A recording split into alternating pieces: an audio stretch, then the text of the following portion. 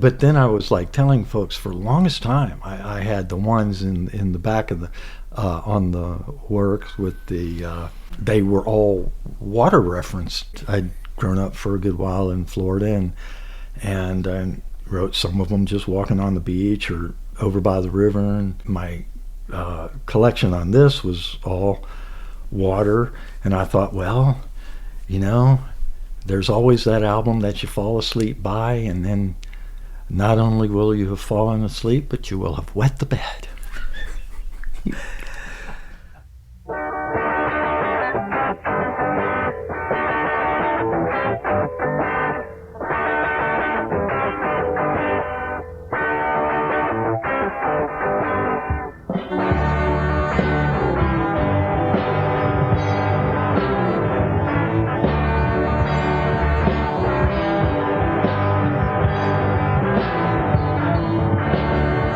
So high, get up to the sky.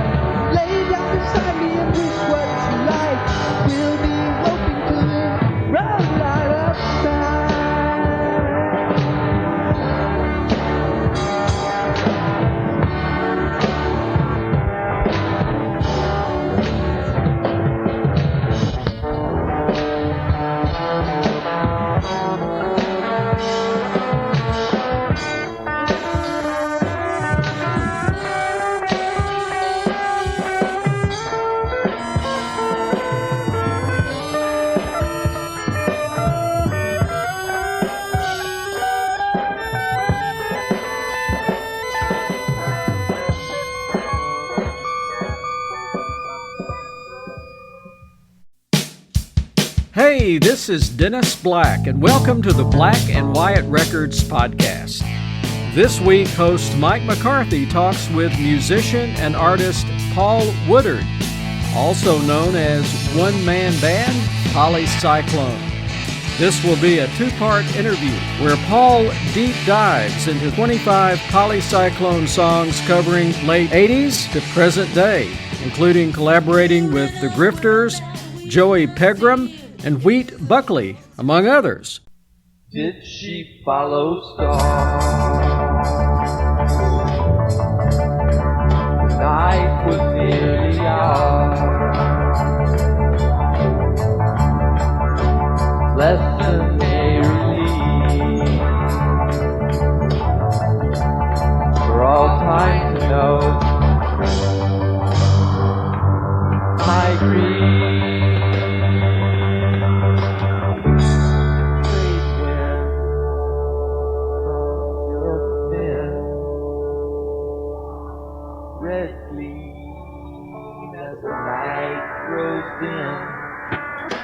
Then I know you're gone.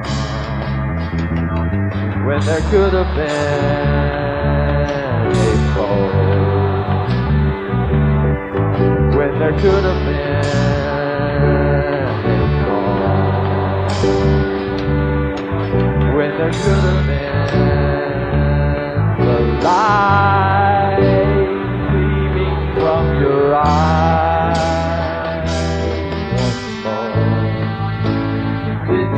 Follow stars. The night was nearly ours. The universe became the bounds of her domain.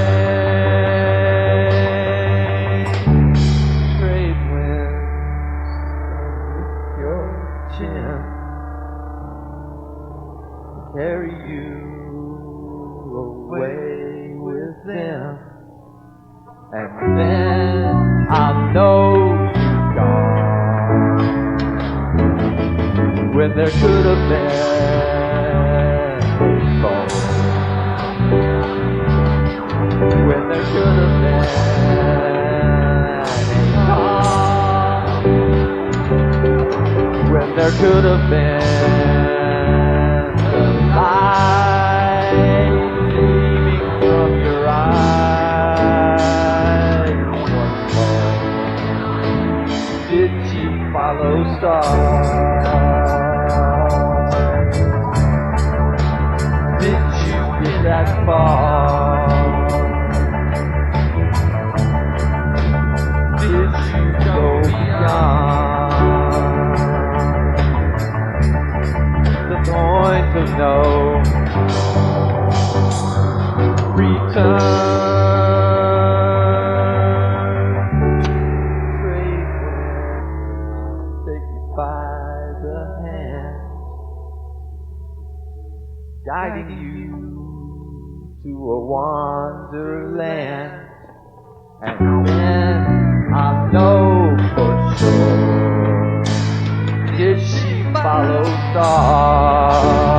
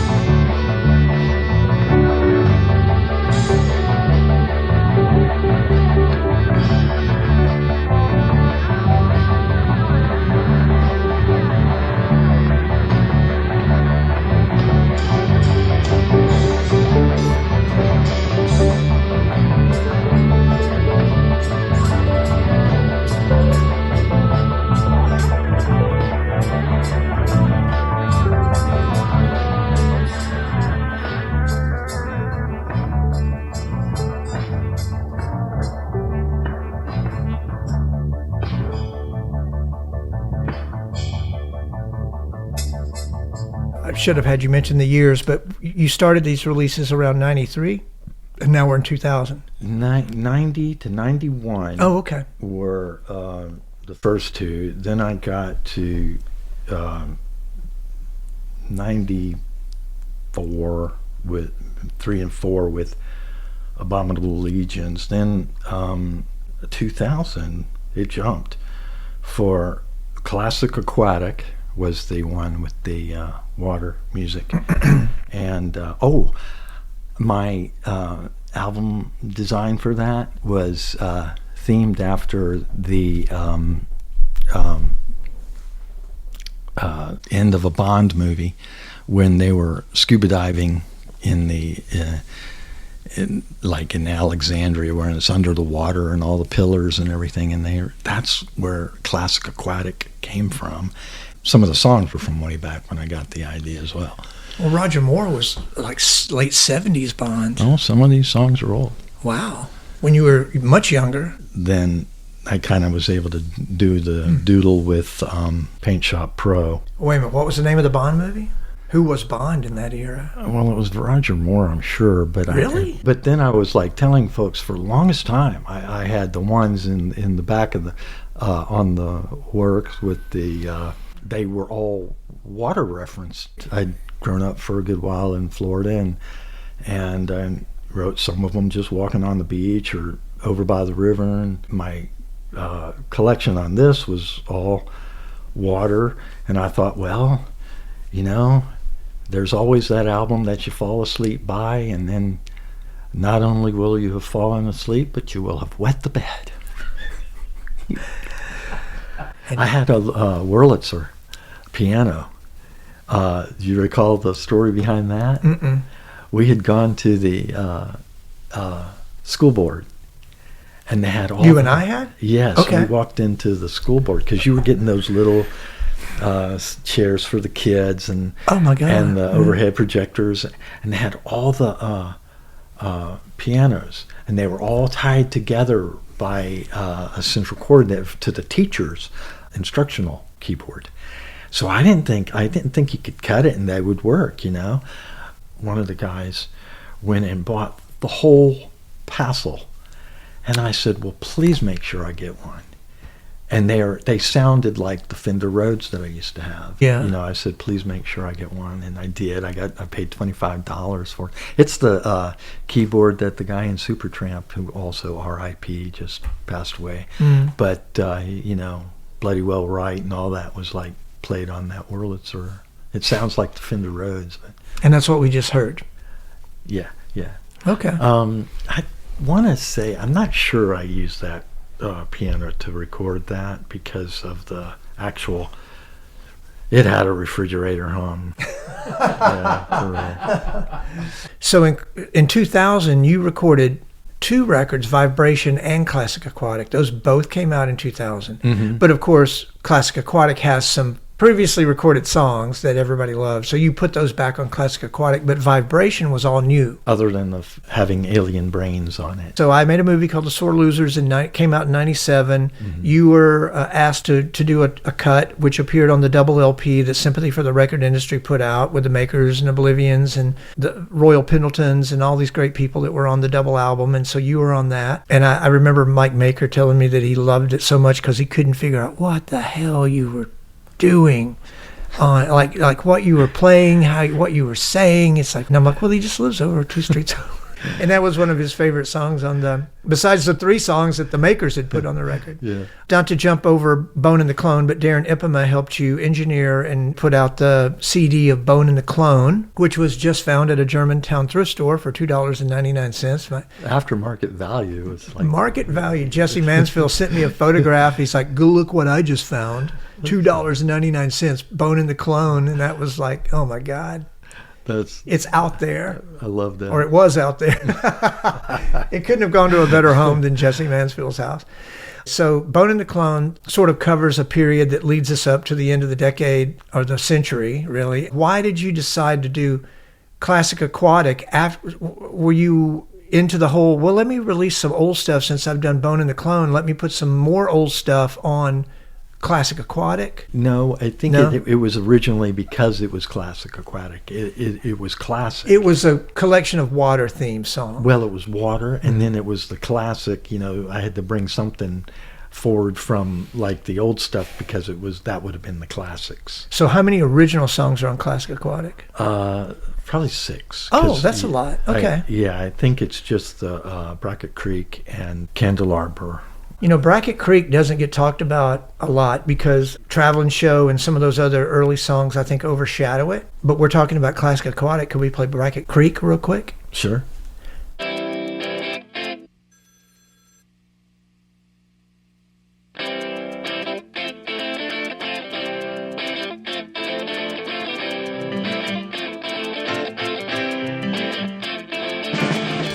Myself and my family in a position where the chance to begin. Take away from everything laid on the earth, the ashes where the money is made. The same, nothing is gained, nothing is gained. And the price that you pay always gets raised, always.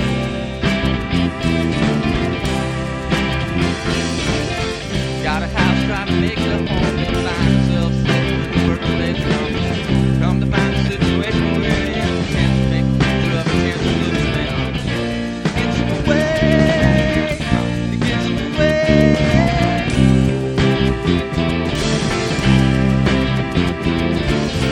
And we're moving away, we're moving away.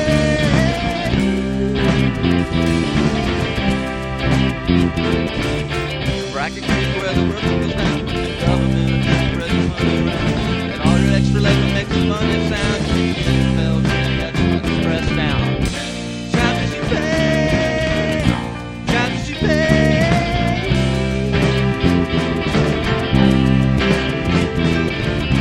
Are we moving away? Are we moving away?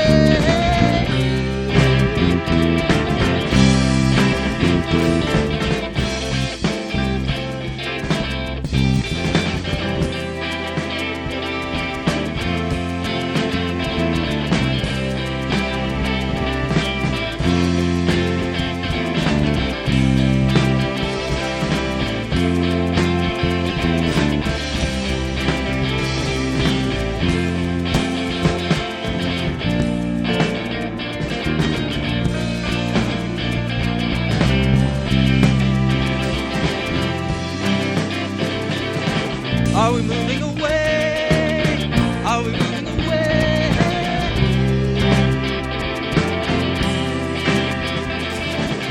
Bracket Creek where the work goes down. Government is spreading money around. And all your extra labor makes the money sound. You can get in town and get to lay your cash down. It's climbing away. It's climbing away.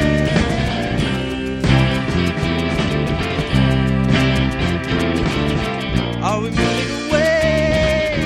Are we moving away?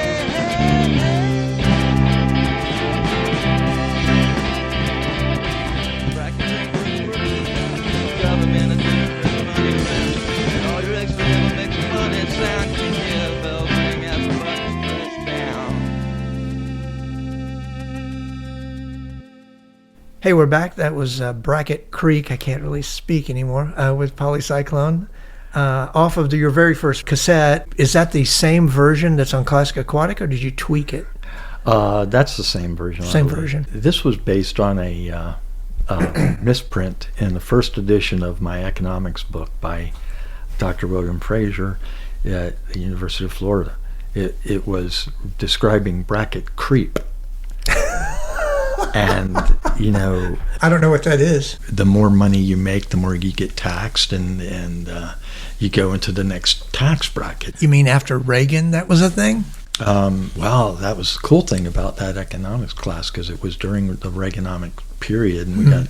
But I want to say, I was reading his book, and I had to, take the test and everything. But by the time I got through the 2 or 3 chapters that I had to read, I finally understood what he was talking about, and I'd written a song.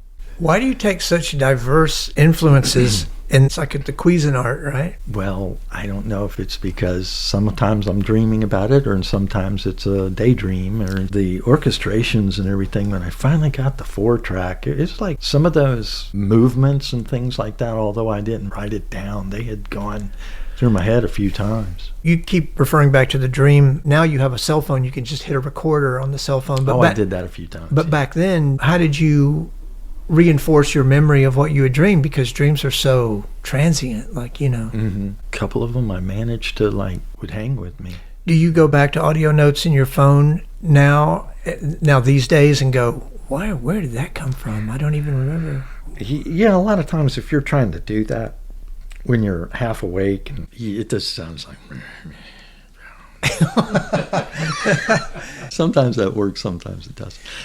Okay, so do you want to cover anything else on a classic aquatic before we move on to vibration? Well, there's a song called Goodbye to the Ocean, and that I mentioned walking on the beach a few times. Just as an aside, we played one earlier called Driving Me Out of My Mind, and then we were playing this one, and both of these, I never knew this, but in Driving Me Out of My Mind, someone brought up that little middle 8 sounds a lot like Across the Universe.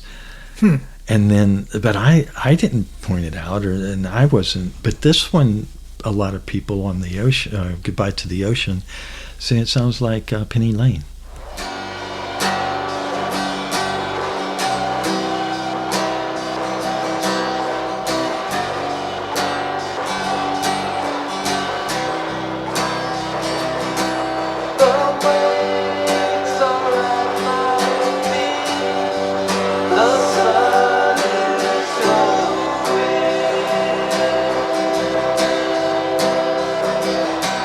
This one has got me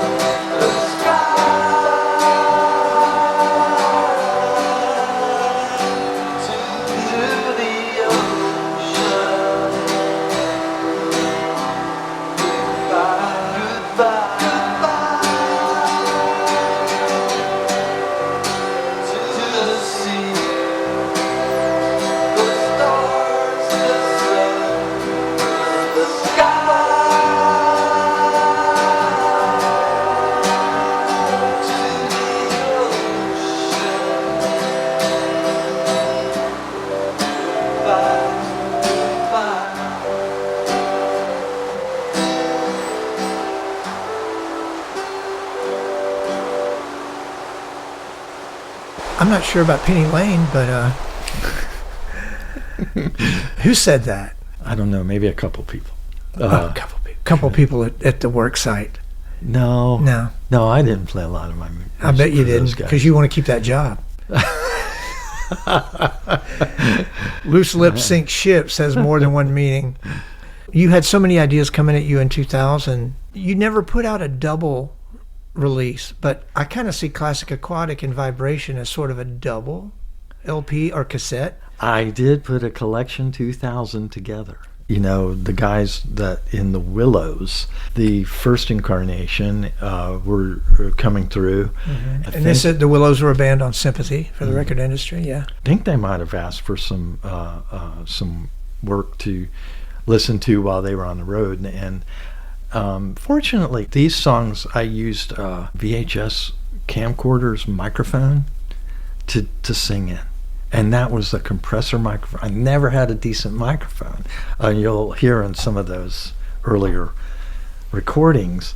But finally, I get some decent audio on my singing. So I just kind of picked some selections and I put both covers and said Collection 2000. But only the Willows had that in their van. You're down to the micro release of one copy of the double cassette that only the Willows have. Collection 2000, because it did. It was both that. of those Yeah. happened to come out like Wow. Okay. What Queen are the 2 and Sheer Heart Attack. You know. It's like, Oh Lord, don't give me that reference. Did the Willows see you play, or how did they even know that you were? they came back and they requested I play Lakesided Love.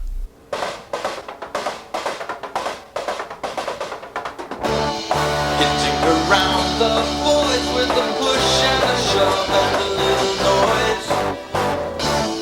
Asking you out to see who you placed me above, and it would always be the ones that could never take you, for they did not have comfortable cars to meet with the others beside the waters underneath the stars. That everyone tried it, Lakesided Love, Lakesided. There was no need to hide it, Lakesided Love, Lakesided. We used to get so excited, Lakesided, but we remained undecided, Lakesided, Lakesided Love. Getting to know that there was a place we could go where we could always be alone with ourselves, no foolish reasons to change your mind about me. And then there were times when I'd get anxious if you hesitate, and sigh if I saw you out there too that night with another date. That everyone tried it, Lakesided Love, Lakesided. There was no need to hide it, Lakesided Love, Lakesided. We used to get so excited, Lakesided, but we remained undecided, Lakesided, Lakesided Love. There was no need to hide it, Lakesided Love, Lakesided. We knew that everyone tried it, Lakesided Love, Lakesided. We used to get so excited, Lakesided, but we remained undecided, Lakesided, Lakesided Love. Although there was, you know, the ocean front and everything, there was a river that in DeLand, it flowed north. The only St. John's River that flows up to Jacksonville. All the headwaters are from Melbourne and Cocoa. But some of where we lived, it was backed up to that river, and it was just one of those places. Describing that scene. Wait a minute. So it has nothing to do with Lakeside Hospital in Memphis. No, that was split personality. When I finally was able to flesh that one out. I thought Lakesided Love was about Lakeside Hospital. It's funny because no, because that would have still been split personality. Well, did no one ever say that to you that heard it? And they're like, oh, great song about Lakeside. I spent some time there myself. You're like, no, it's about a river that flows the wrong way in Florida. And then they're like, oh, kind of hoping to get a memory out of Lakeside. But I guess not. It's getting around the boys with pushing a shove and a little noise. During that period, Vibration, like you did you have more songs left over and you were ready for the next thing, or did that clear out your closet of like material that goes back to the Beatles? No, I mean, that's why I still had the work to be done, so to speak.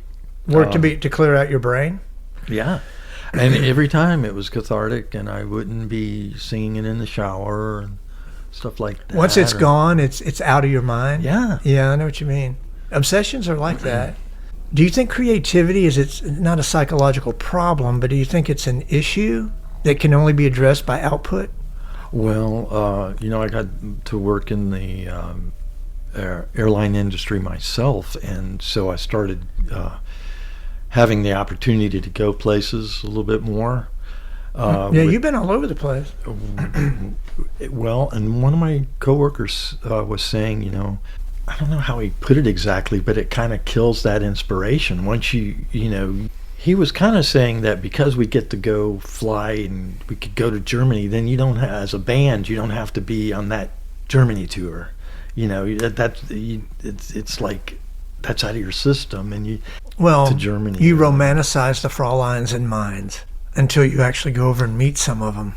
That came right from being there too. I mean, we missed the breakfast at the bed and breakfast. Almost by that we missing breakfast. We were almost going to miss it. They let us come in, and we were my mom and I walked in, and there's these few stragglers, and there was some pretty girls in there, but at the same time I had gone over, left my mother to do my own walkabouts and saw some of the underbelly of the area with like the train station kind of thing. Where were you at this point? Meinz, Germany. You were in Meinz, okay. Mm-hmm. And so that came out as Frauleinz in Meinz. Can we hear that real quick? Sure. Okay.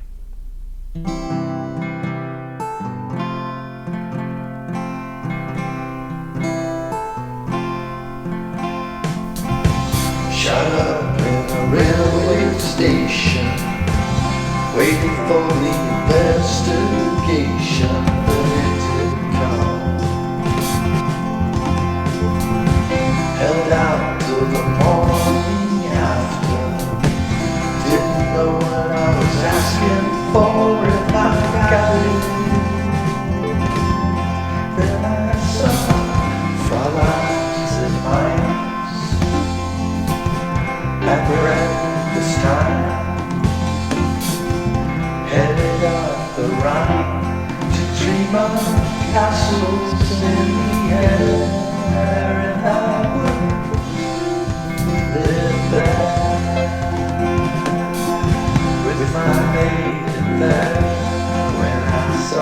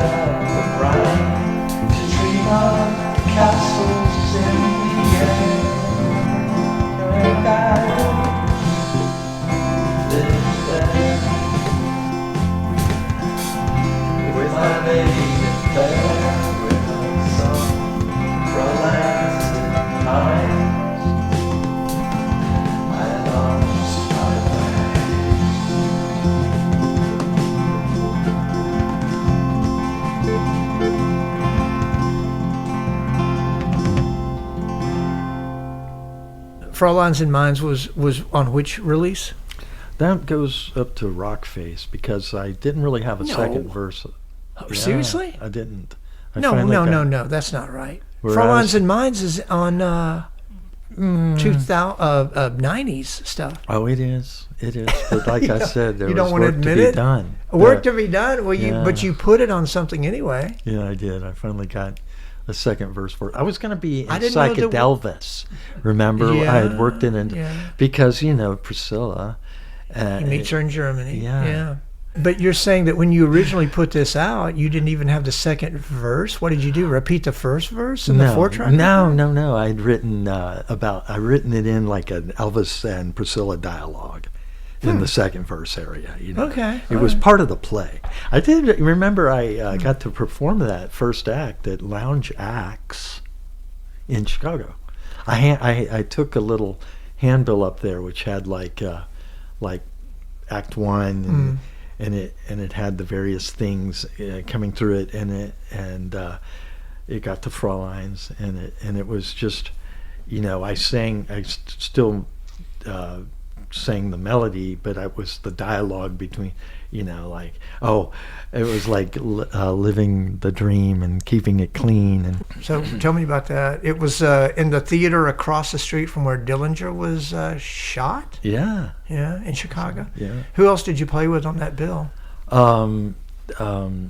68 Comeback, and then Scott Bomar was in 68 Comeback. Yeah, at he was on time. that tour, Midwest tour. And this guy named Mitch Mitchell was, I guess, either he had left Guided. I didn't know Guided a lot by about. Voices. I didn't know a lot about that band. I didn't either, yeah. Until after that he was from the band. I thought you had said something to me very excitable about one of the bands had a member from Presidents of the United States. No. Am I- In the audience, Scott Bomar pointed out that the presidents of the United States, what were they called? I think that's what they were called. And they walked in with Scott McCovney, who'd been playing with REM.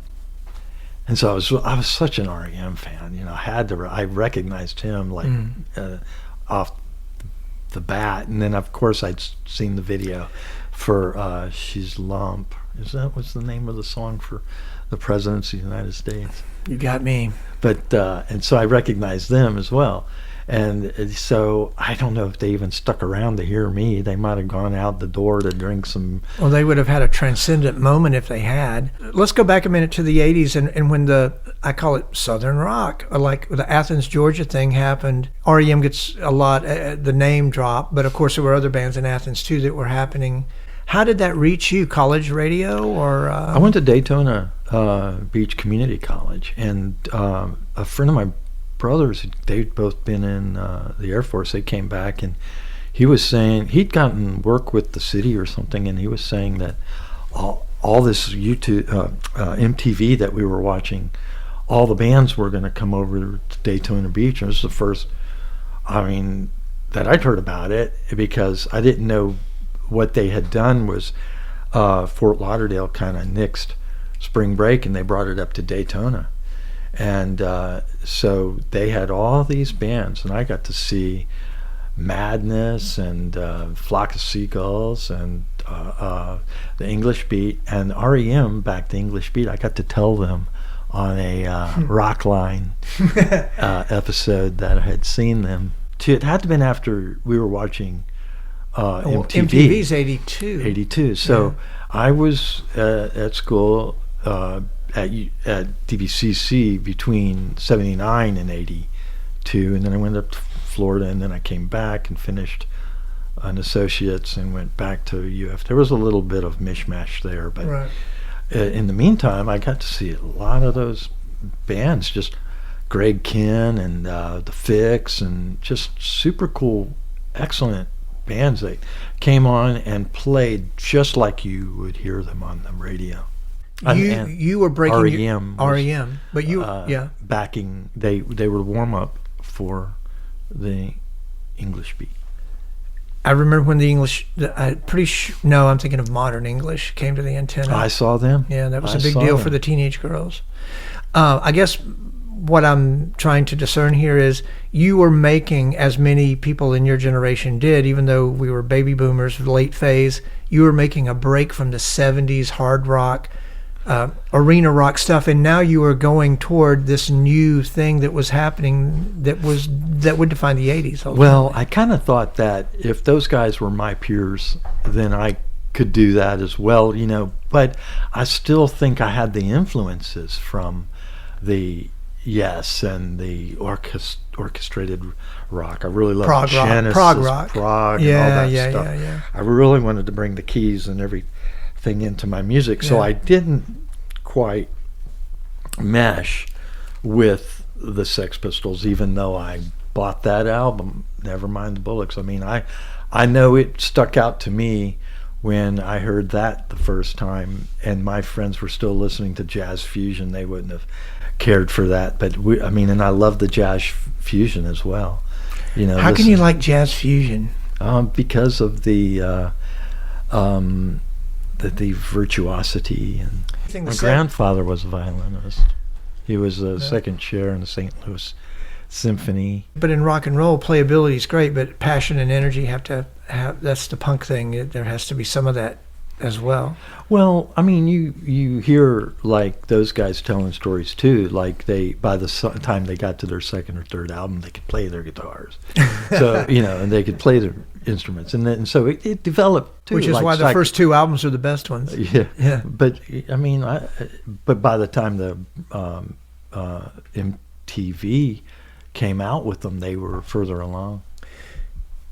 So Vibration delivers what? It delivers a lot of the ones that had shelved from junior high school, early songwriting. And when you say songwriting early, you mean a snippet of a melody or a line, a verse?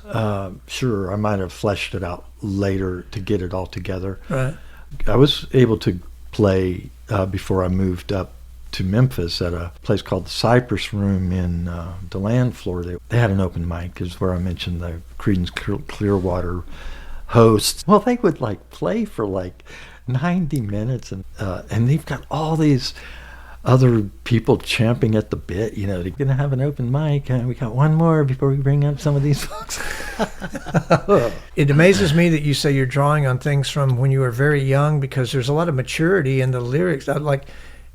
By maturity, I mean you're writing from a poetic aspect where you're not giving the audience all the answers. You're being very open-ended about the way you construct a lyric, and a lot of it is very open to interpretation. It's not sentimental, but there is that longing for something. I would remember the man that taught us the songwriting, Jack Quimby.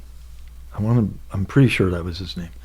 He taught us lyrical revision. He would give us like these graphs, and he said, you know, you have your song might go this way, but your next verse also kind of, if you want it to come back around, has to kind of go that way as well. And if you've written a song and it doesn't do that, then you kind of revise it a little bit, you know, you readdress it. But then on the other hand, you know, you're saying that I was young and I had some poetic aspects. How old do you think Robert Plant was? You know. Yeah, but these were World War II babies. These were like people that are cut from a different cloth. I mean, why is Brian Jones playing, you know, Elmore James? All that doesn't make any sense now looking back on it.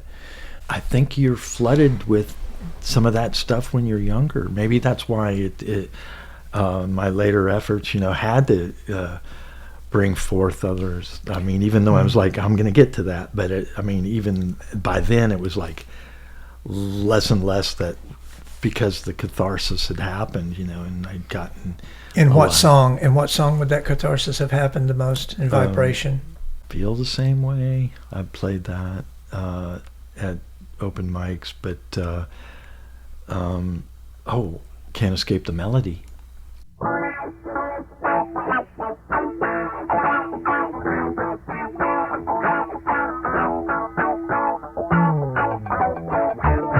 Riding over waves in my intention.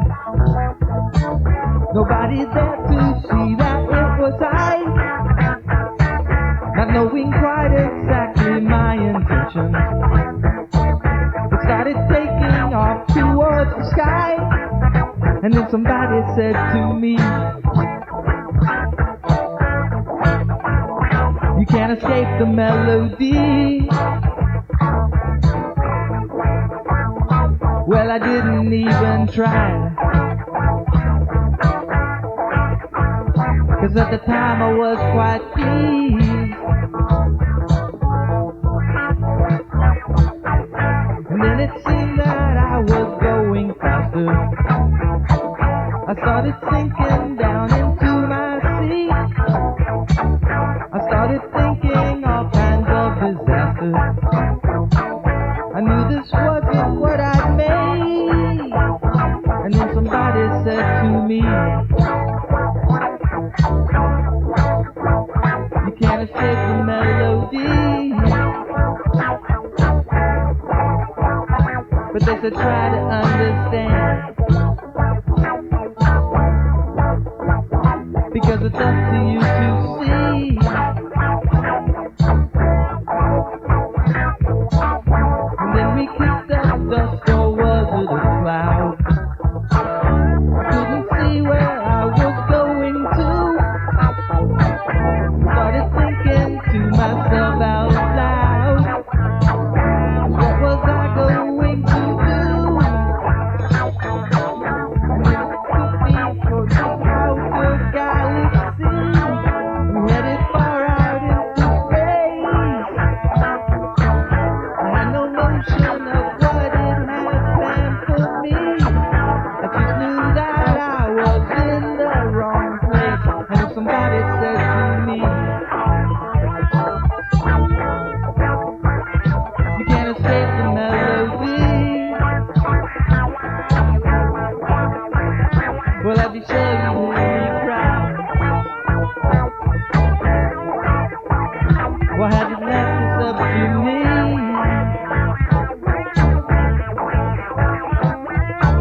A sunny beast on the planet Venus could have cut my cord and blown my head, till I saw the people there to greet us. They could have thrown me to the bottom, but we flew instead. Yeah.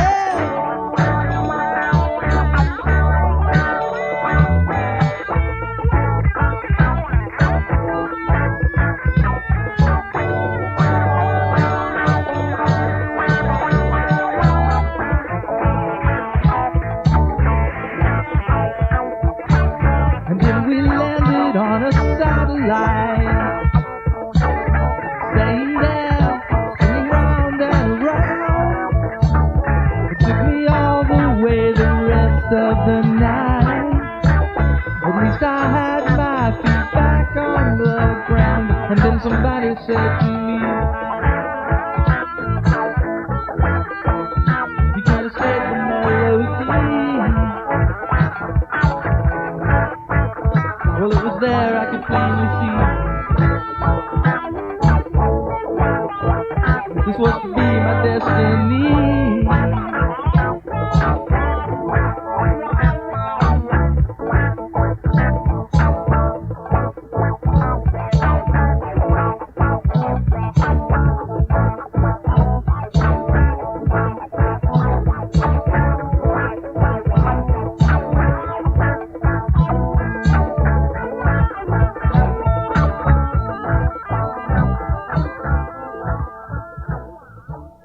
What were you just saying about Bone and the Clone? 1996 was when they cloned the sheep Dolly in Scotland, and that they have it taxidermed in the National Museum there in Edinburgh. You guys had kind of made a request to have like a collection, and it just happened to be that year, and I was like, well, and remember it was going to be kind of shopped to like Long Gone John, and I knew how that would go, so I thought I got the perfect title for that, Bone and the Clone. And so Meaning that what? You would be... they would just, well, resourced and then not resourced. But you got to meet Long Gone I did. out in 2000. I guess he was still living in Long Beach. That was when, he almost was living in like the Munsters house or something like that. Yeah. A bunch of hidden doorways that he would show us, all these, and this is a hidden passage, like this is the secret passage from the conservatory to the kitchen. And like on Clue. Did Victoria Renard ever get on your nerves? I was loving every minute of that, Mike. I mean, I just was so... during that time, to be involved with all you guys, what I got to do in Memphis was like what Wayne County got to do at the factory. What the fuck? You know, like hanging Wasn't out... expecting that one. Well, you got to change your sex? No, but got to hang out with Andy Warhol. Right. You know, but at you the didn't factory. get to put someone in a coma by hitting them with your... Oh, you know more about the person than I do. Well, you haven't read Please Kill Me? No, I haven't. I function as an illiterate. Remember when that was a thing? Couldn't hardly read. Well, no, Didn't know no, the pronunciation of words. You don't need to know them. You're a musician. Before we leave Bone and the Clone behind, how about Traveling Show? But I don't have that version. What do you mean? I'm trying to think. Traveling Show is your I Want to Hold Your Hand, but you're telling me Traveling Show is not in its original 4-track state? I think Traveling Show is on Tribute. Oh, my God. Did you lose the original version of Traveling Show? Because remember there was that moment where you said, oh, I lost some of the 4-track. Well, and it was a tribute to the cat that shows up at the end of the song. That meows. Yeah. Your cat meows Yeah. on Mita. Yeah. No, that was on at Robin Hood. Oh. You recorded Traveling Show on Robin Hood? Mm-hmm. Oh, my God. I did. And that's the cat trying to get out the door.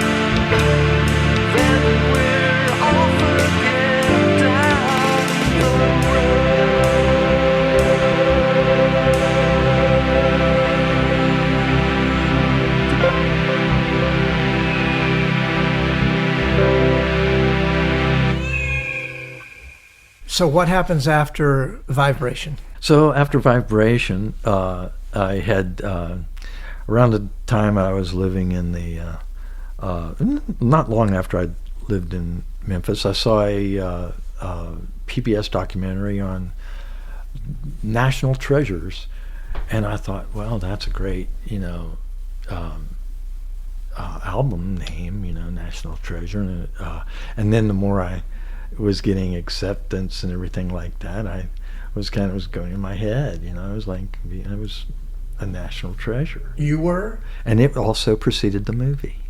At any rate, National Treasure has some versions done by the Grifters of Never Wonder, and it has versions of Rock and Roll Joe, produced by Scott Taylor. American Dreamer is produced by Scott Taylor on it. Have we played Never Wonder yet?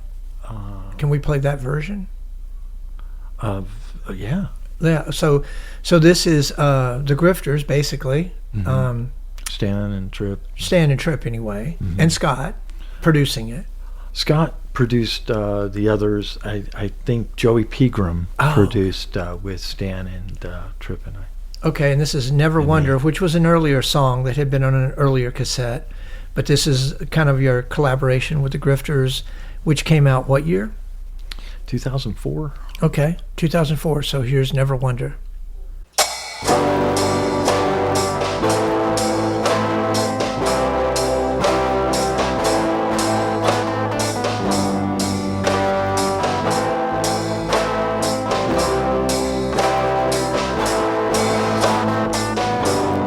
Never wonder what became of me. I let my heart fall out into the sea. For when you wished me bon voyage, I swore it would never have another need. What became of all those fairy tales? Just like the wind that blows beyond the sail. We swore that we'd have fun in the many years to come. What's the use? It never fails. And now I wonder why I chose to leave. Was it just to prove that I could get away? But once I made up my mind, you said that was fine. And you could have asked me just to stay.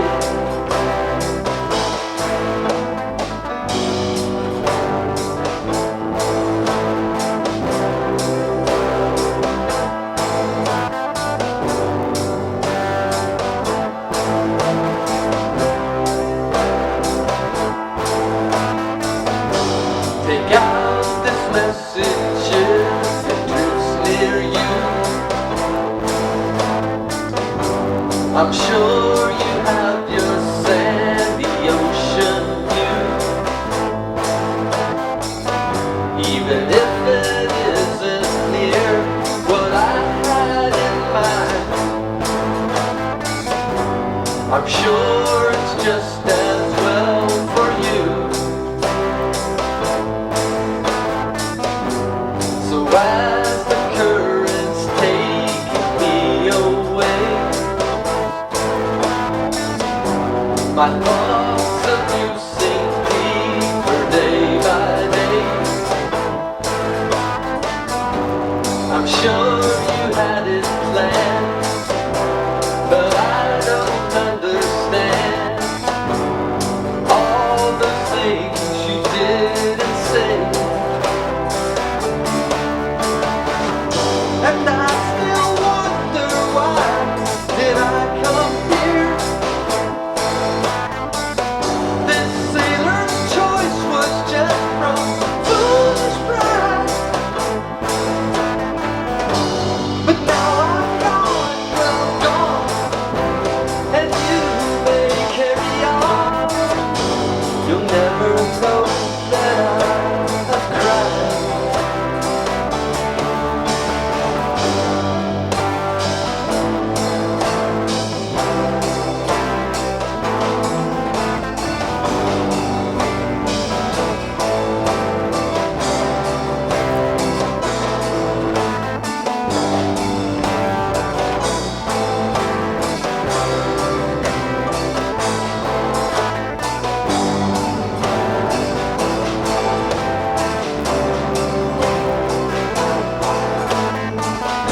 Was it just to prove that I could get away?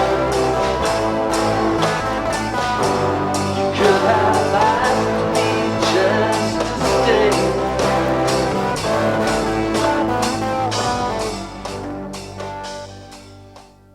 That's not too shabby to have worked with the Grifters. And I know. I mean, those guys even told me there were a couple of things that I was doing on that keyboard part that were not quite in the key, and that was already adjusted, to get that right. for that song. Mm-hmm. Yeah. So they had some music knowledge and theory. I thought I had some theory, but Well, that's why I like those early cassettes. The dissonance, the bad chords, the wrongness makes it completely unreproducible or uncoverable by anybody. There are some songs that can't be covered, and I think a lot of Poli Sci Clone stuff can't be covered because of the character of the song. I have a friend that wanted to redo them all. He was like, Oh, "You God. really want to put that out?" Oh my God! Like that. It was Oh my God! So, do you want to leave that record behind and move on, or do you have something else to say about that particular recording? There's one I'd like you to hear where I had made my guitar into a steel guitar called Under Control, and I wrote it when we were driving down. I was going with you to Mississippi, and so it goes back a bit because I was taking after you taking the your ledger that you would always write in. My sketchbooks? Your sketchbooks, and I acquired a little one, and I wrote that song in there, and I finally got to do it, and it's on National Treasures, and it's called Under Control.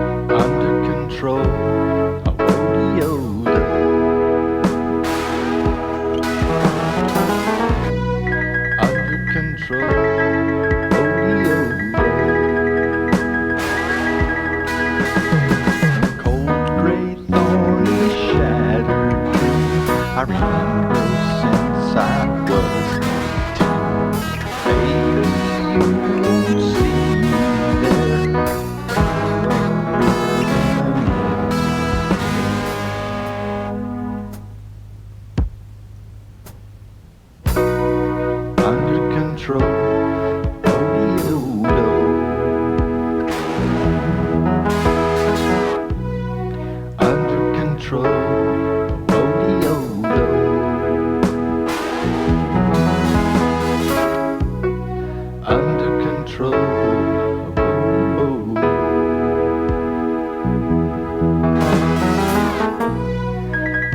control.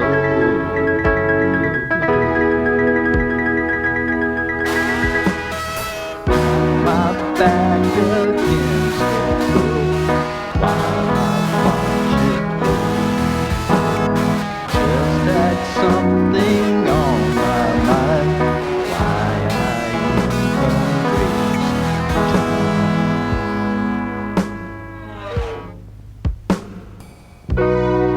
under control.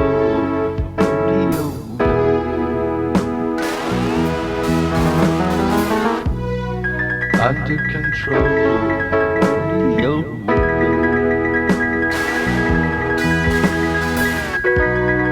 Under control.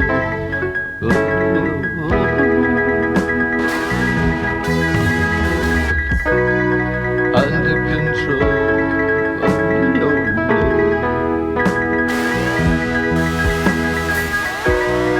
Under control.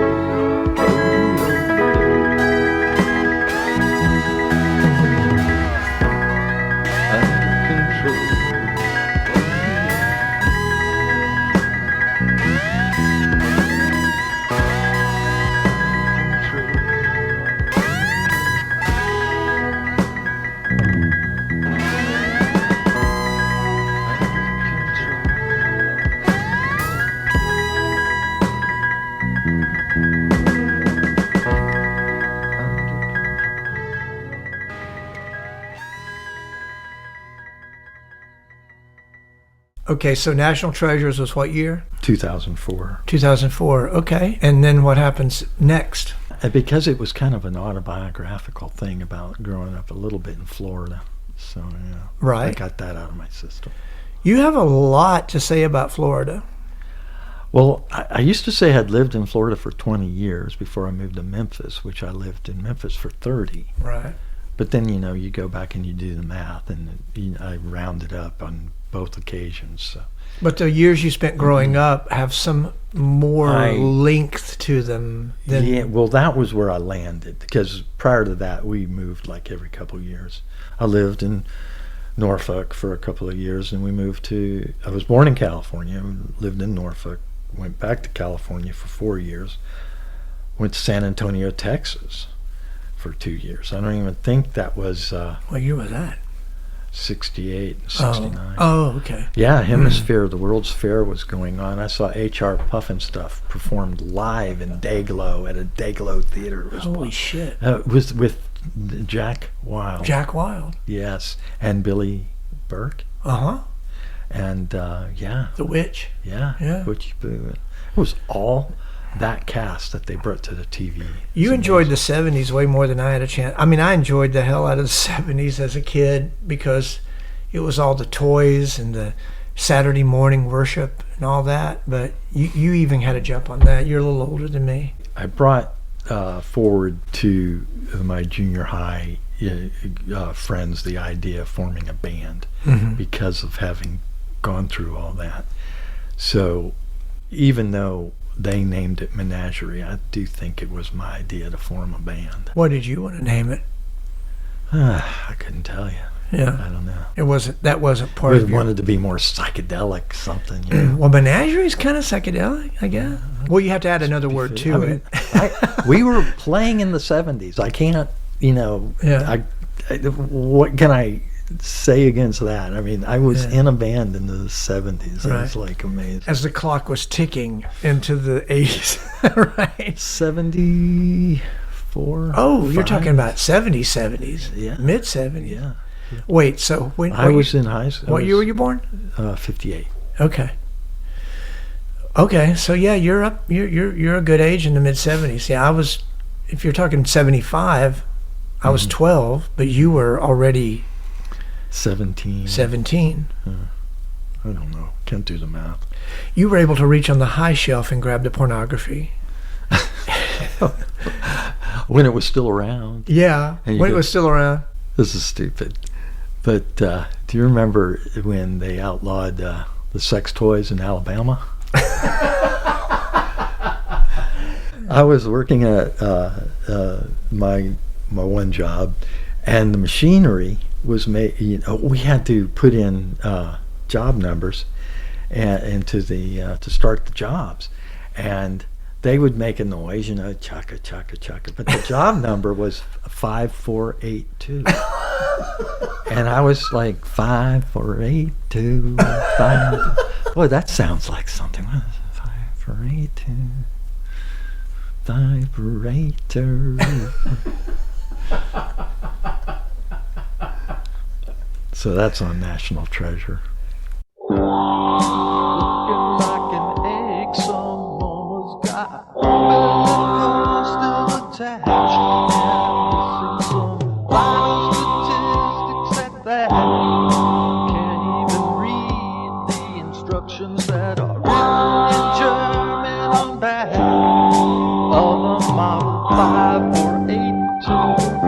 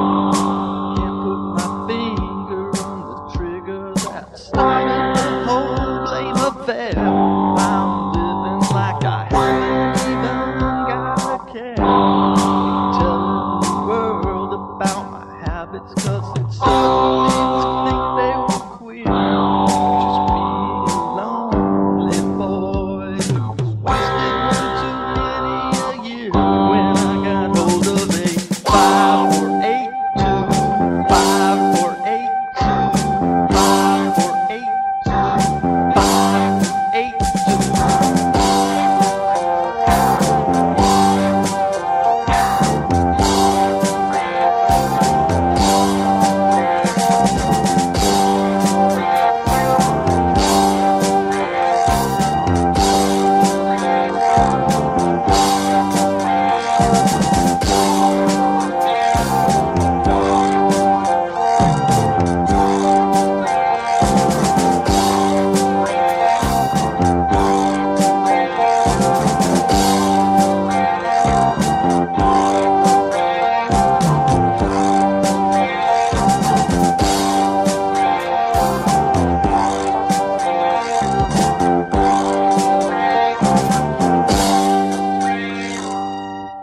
482.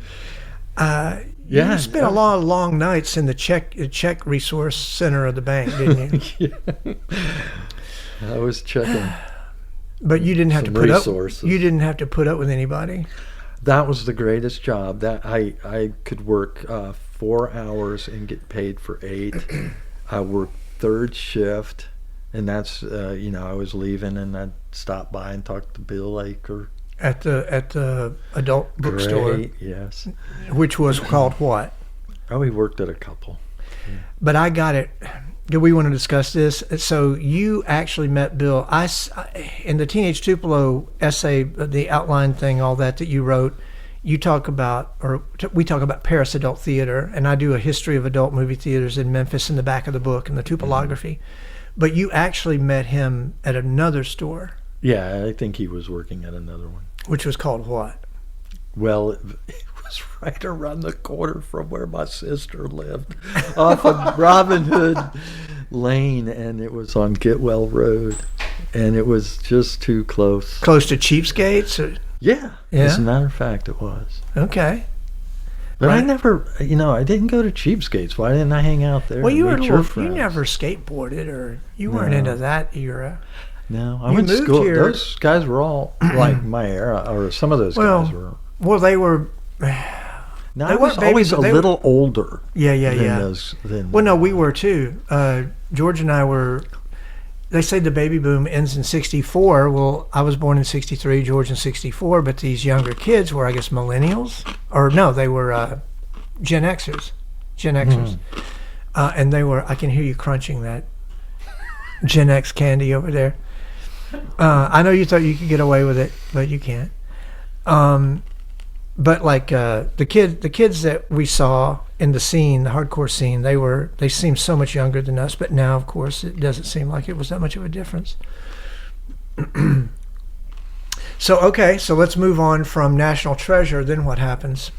Well, some time passes. I have to leave Memphis, and I go to Atlanta, and You mean Upper Florida? yeah, North Florida. I hated it because I still thought of it in that regard. But the cool thing was that I got a full-time position with that company, with the airline, but also I was able to take some recording equipment, and I took it with me. I took some artwork to do work on. I never got to the art, but in the meantime, I was able to find that they had put a Mellotron app out there. And I always loved the Mellotron with Genesis and everything, and King Crimson and all those guys. Booty Blues. Yeah, that's right. As a matter of fact, Mike Pender worked at the company, and that's where all that kind of, he was able to like program it so specifically.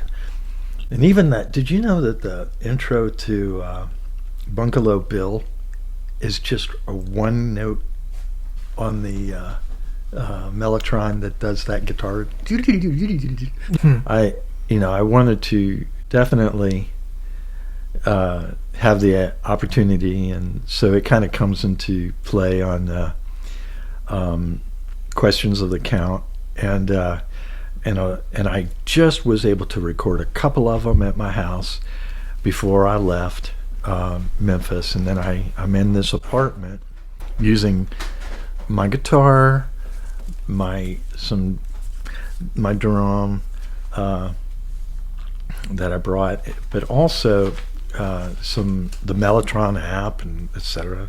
And it says 2016 on my copy. Yeah, that's when I was in it. That's a big lapse between National Treasure and Questions of the Count, isn't it? It is. I had to get over how worn out that you'd be working that job with the airline. Oh, really? Yeah. But in the meantime, things were still coming to me, formulating, and I mean, I was still I could still go home with the 4-hour position. I was still able to work on some of these that came to Questions of the Count from Memphis. That one I put out. My friend Penny Rucker. Penny, yeah. Yeah, she discovered this company called Record Union online, and it was kind of like, okay, I'll put this out there, but again, it's vanity, or unless you just get a lot of listeners, then maybe you get some kickback from it. But I think I'm in that Daniel Johnson group of like 100 listeners or less. I think you're cooler than Daniel Johnson because he has made it in the unknown category, whereas I don't think you've made it because you don't. Isn't it enough just to be creative? Then you've got to figure out how to make it. Exactly. And it's really that's someone else's problem or challenge. So in between National Treasure and Questions of the Count, I got a couple things here, like the singles, which were pulled from Bone and the Clone, looks like. SCINGLE. Right. Cingles, the singles, and it's used as your cover from the first cassette. But the back cover is what Darren Ipema designed for you, I believe, right? Yeah, well, I had always had the idea to, with when during the elections, when they had the signs in the yard, have that as like part of an album situation. Yeah, Well, now you have Hans Faulhaber mentioned on here. he recorded the singles. So these are not repeats; these are new versions of old songs. Yeah, Hans had suggested I use. He asked. He didn't suggest. He asked if I wanted to use a click track, and I had never used a click track, and I said no, I'm not going to use a click track. And so, sadly, they still have some of those timing issues that some of the earlier stuff did. So. Well, I don't think it's. But I don't think it's a problem. But you got Wishing, Bracket Creek, The Railroad. Mhm. Another amazing up there with Traveling Show. I think The Railroad is even more so. Thank you. What's that first song that's mentioned on there? It's probably Midwestern Digs. There you go. Oh my God, Midwestern Digs. So these are new recordings through Hans Faulhaber's studio. We're going to have Hans on soon with Turnt. Oh, how cool. Yeah. Can we listen to Midwestern Digs? Sure. All right, let's do that, Dennis.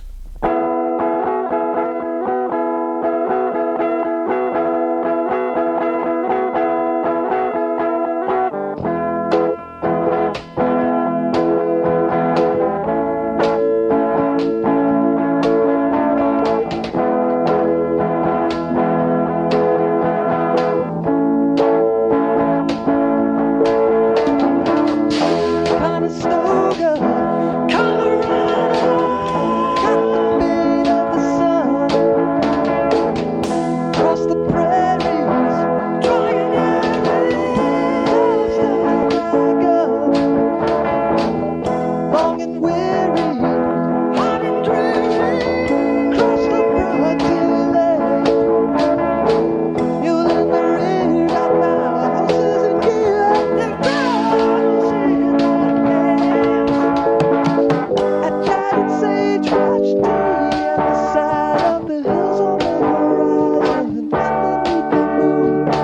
Such simple times for me, with the feeling that I'm free and I don't have to be anywhere so soon. At chaparrals, I let my horses stray, and my Indian guides play their own charades in my Midwestern digs. Midwestern digs. Midwestern digs. Yippee-yi-yi. Midwestern.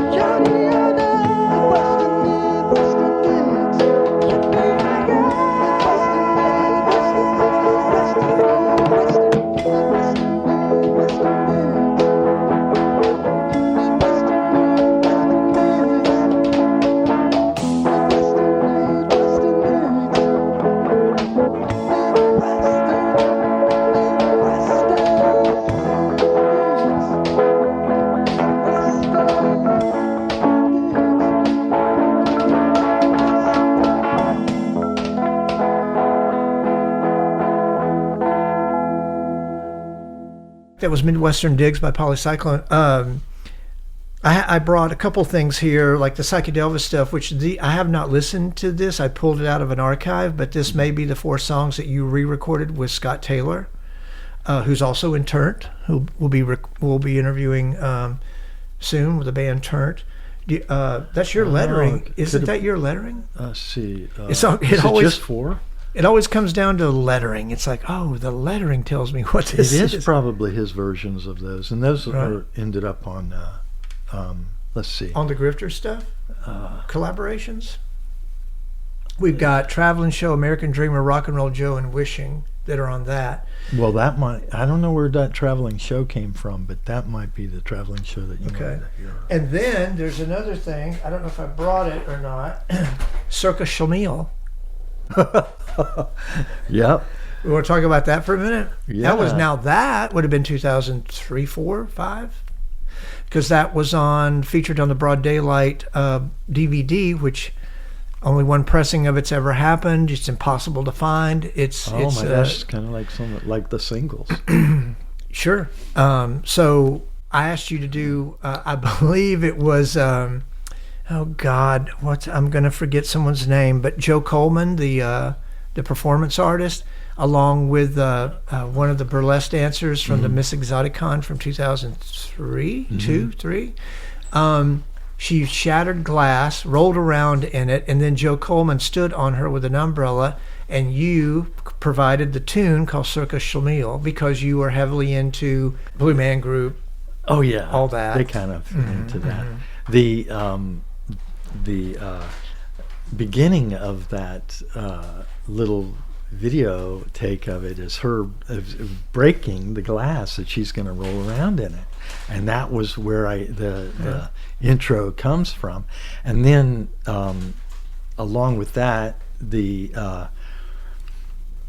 saxophone that I was using, it was a little toy sax, had gone defunct, so it was just squeaking now.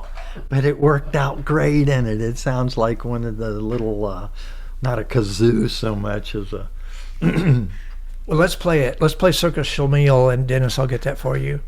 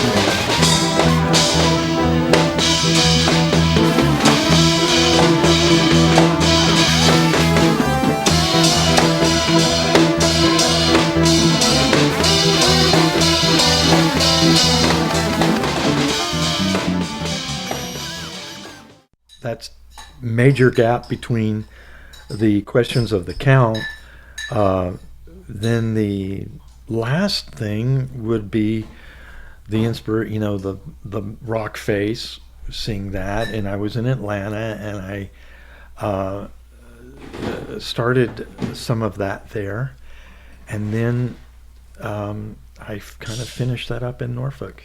So that goes back to what I wanted to say earlier. Between like 1979, with like living at my sister's when she first invited me up. Well, Florida, leaving Florida, my sister's, my little boarding house, my place at Meta. I guess there's one or two places I lived in that I didn't get to do it, but a lot of places I got to at least do one or two little recordings and carry it forward. And so in Norfolk, I finished up Rock Face in between some visits out west. Are you saying that the recordings might not have happened at all, or it would have been different if you had left and gone somewhere else? Well, if all my equipment wasn't in storage, I might have had more. But I had a friend from my job with Northwest Airlines that I met. Met a couple guys there. One, Randy Gibson, he plays a lot of Irish instruments, and the other guy, David Greenberg and Gary Mobley. We kind of comprised a little band in David's garage, and I always thought to call it Neshoba Road because of where David lives. But he's been great and produced like the railroad on this last one, but and did a little tweaking on some vocals in earlier stuff prior. On Rock Face? On Rock Face, he did. Redid the railroad. Well, we should play it now. Yeah. Hoping that the trains don't collide, I'll be taking a long ride. I'll be passing your old farm and wondering if the herd is gone.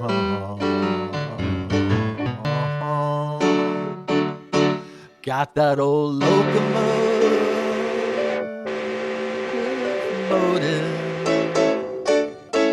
I'm just spinning the wheels under my heels. I can't stay too long where I'm going, I'll be gone.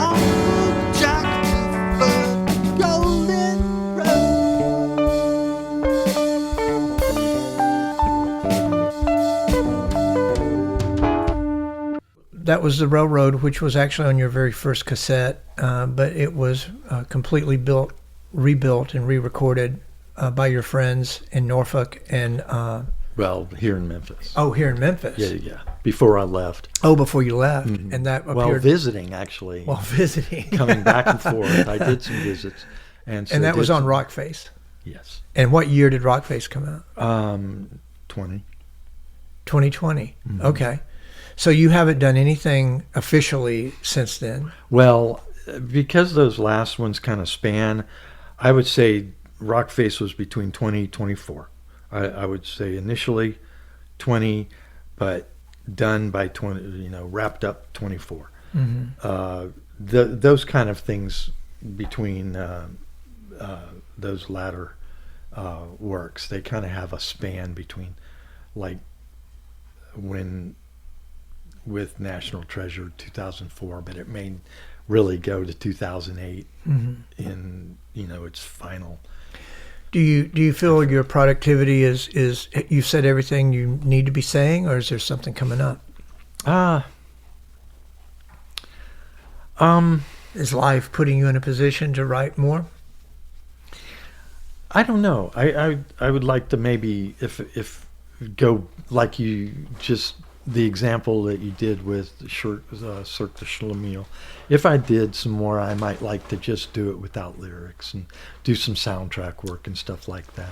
You actually gave me some soundtrack material that I have on another disc. I don't think that was for Psychedelvis, but I came across that today, and I was trying to think, what was this for? We gotten to the point, but that's cool when you produce so much stuff. You have to think for a second about like, what was the context for this? Because at least it exists, and it's really cool. Well, and it is Godard or something like that. Oh, was But it goddamn Godard? Yeah, That's what it was. Did you ever put that on YouTube? I used. Did you put it Man, on YouTube? I should never do this again because I didn't want to hurt anyone's feelings, but I reached out to you and to two other people, and it wasn't like a contest because maybe I was fishing for maybe an amalgamation of different people doing different things, but as it turned out, I didn't use yours. I went with some other thing. Not to say that yours was not good for it. I just felt the other stuff was more like traditional or more appropriate, and yours was more avant-garde. And I think you still had those guys with you helping you do that stuff. Yeah. As a matter of fact, some bagpipes are on it. Yeah. And, I didn't. Yeah, I wasn't thinking about bagpipes on goddamn guitar. But no, I appreciate you doing it, and it exists and it's there. So that's cool. I mean, it should be put somewhere. That would have been 2009. So you were doing things, at least for me, or trying to help me out, do little things through the course of while you were waiting on doing so-called official Poli Sci Clone releases. Yeah, and back and forth. Like I said, it still kind of kept me coming back to Memphis to, feeling like I was still connected. Yeah, and you came and you flew in to take care of some business and had time to do this. So we appreciate it. Anything else you want to throw in? Now I think it's been very cathartic, and I can't think of another word. Vibrator.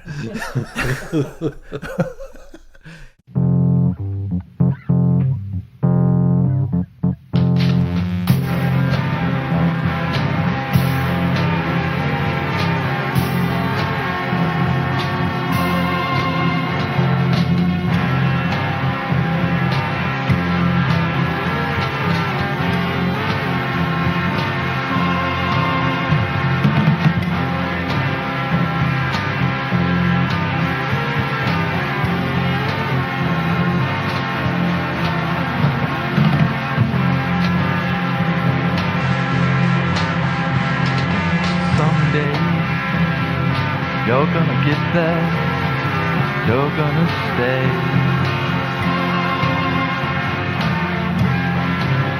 Any further, you keep running away.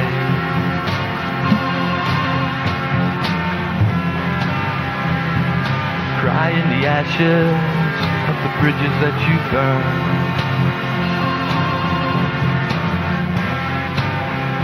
cash in on the lessons that you learn.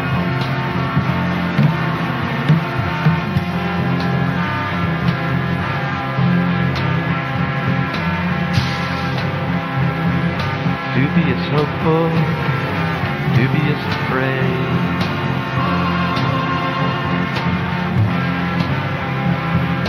Still you look doubtful of the plans that we made.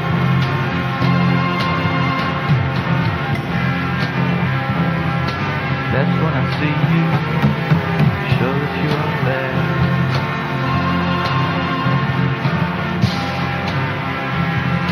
That's when you find me, confide in me. Oh, I swear.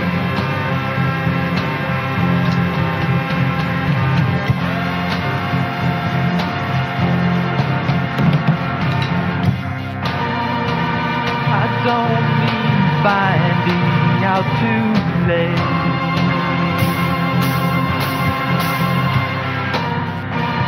I don't mean hoping it's a way.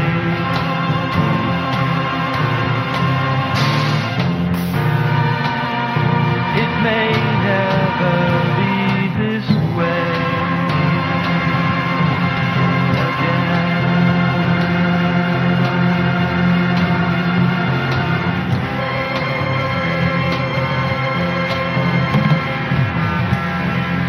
Anytime gonna know it, gonna fall, and I'd say growing has begun in your mind.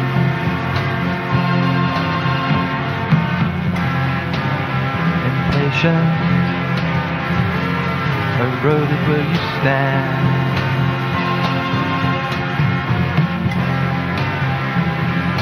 Your fortress crumbles.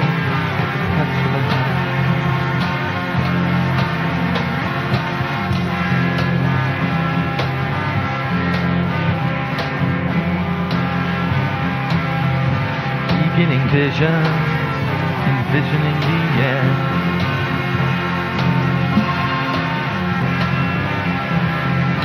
These things will ask me, but I can't say when.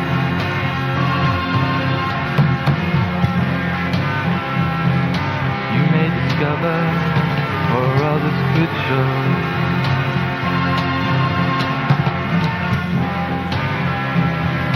You'll have the answer, chance there is. You'll go.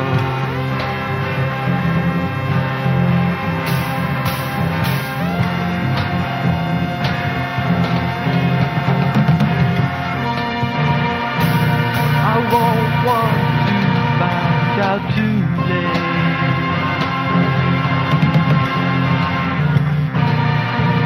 I won't want to hope it's a way.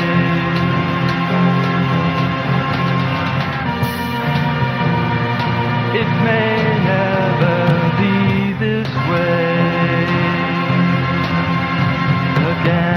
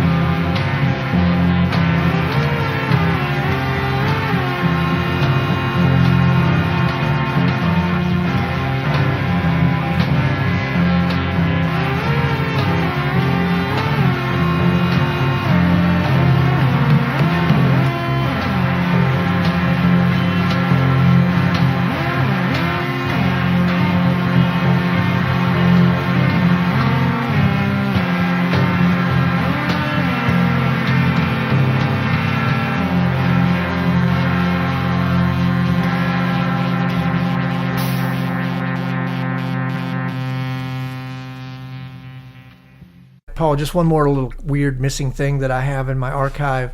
Beyond, Be Off, the Winter Solstice, You Can't Escape the Melody, All Over You. This was just like a, whoops. This was just like, well, there it goes. Vibration. That is Vibration. Yeah. Okay, so there's that. I don't know why you gave me those 4 songs in particular. Maybe Oh, they're Wheat. Those were the ones that Wheat produced. really. Mm-hmm. Oh, I okay. should. I meant to mention that when you. How so did played- Wheat? Why was Wheat involved? Because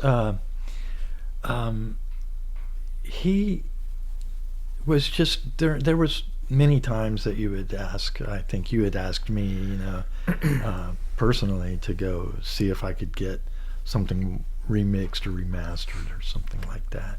Yeah. And rock. I don't know if it was Rock and Roll Joe that I had worked on at your house. Mm. And so we got Wheat to do that. And then the others that had recorded, he also remixed and mastered. Oh, as part of Psychedelvis. Just to go, and it ends up on Vibration. Okay, so nothing in particular about that except Wheat mixed these or mastered them or did something to that effect. Yeah, he did. But I'm surprised Rock and Roll Joe's not on there. So you're saying these are the actual versions that are on Vibration. Vibration, yes. So Wheat actually then did engineer some of that, or well, not engineer the song recordings, but mastered them later. Yeah, remixed and. He actually went into the 4-track and remixed it. I'm not sure, but there was a little mixer that I was using on the computer around that time called Cool Edit Pro, and I think we was the guru with that too. So I had worked with it, and that's why some of those are a little better, along with the fact that I was using the camcorder for vocals. condenser mic Yeah. vocals. So do you want to play something off this that we missed earlier that we could talk about what Wheat did? Well, we did play You Can't Escape the Melody. Mm-hmm. How about Beyond Be Off? Dennis, can we play Beyond Be Off? And Wheat remastered some of this, I suppose, for the fidelity.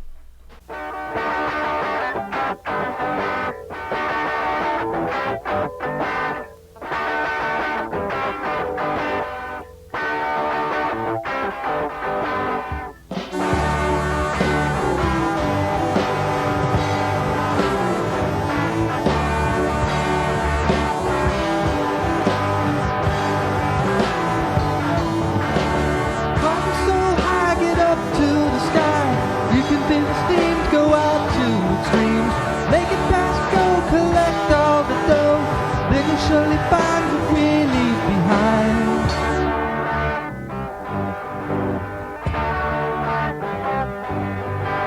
Think what you think and hold what you got. Be rather careful cause you got a lot. Hold off longer to learn what you knew.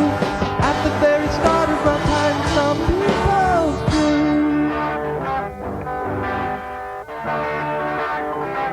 And they were here long ago when I stood the seas, planned our virtues and our destinies.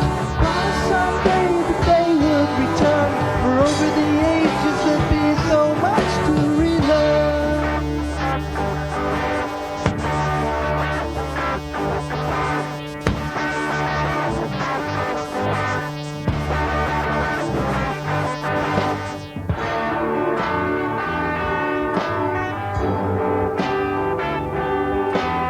What a silly joke to say it's over. Take another look when you are sober. It cascades on a mountain top behind you. Haven't got a nickel when you're through. Slaying, playing, thought the holidays were just for staying. Giants on a landmark you perceive. Visions flying over winter seas. The sun is sinking slowly in the west.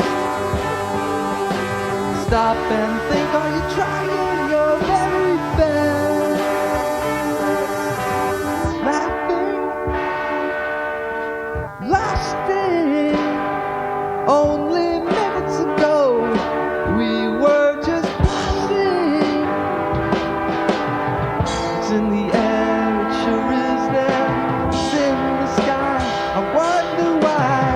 Beyond the sun, the time has come to have a look. Let's ride up here.